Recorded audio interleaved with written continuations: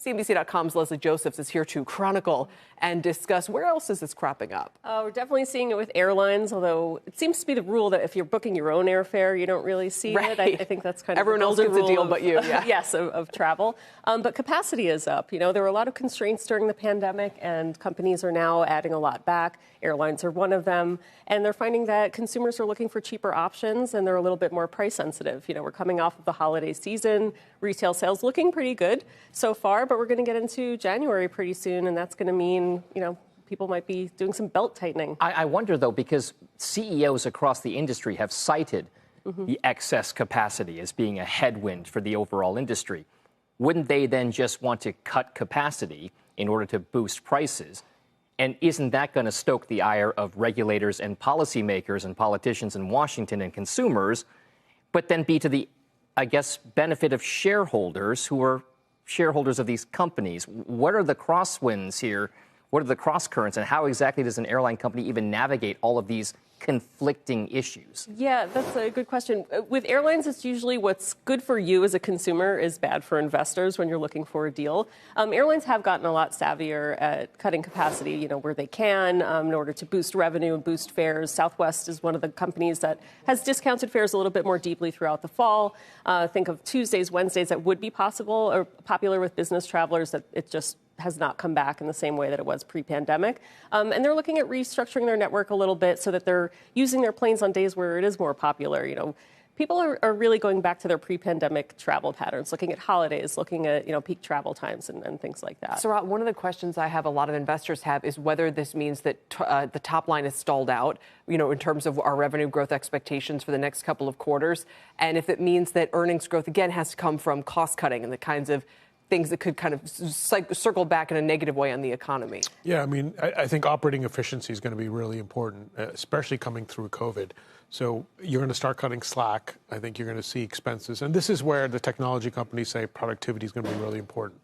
So do people have to travel as much?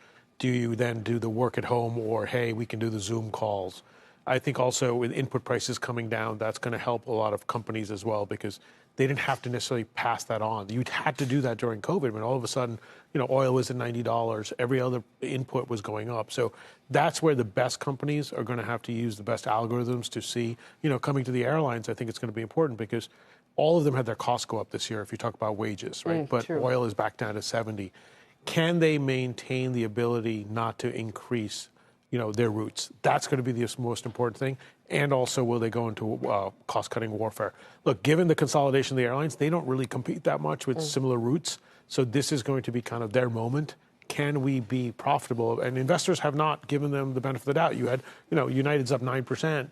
None of these stocks have they're still single-digit multiples, even though they're making a ton of money. Would you buy any of them? So we own Delta. Okay. And I think Delta's got the... Which is, by the way, the best-performing large airline in the S&P 500. Right. But Delta is one of the best fleets out there also. They have one of the best routes out there. You know, United got hurt because of all the Far East exposure they had. Delta is European, South American. They have that.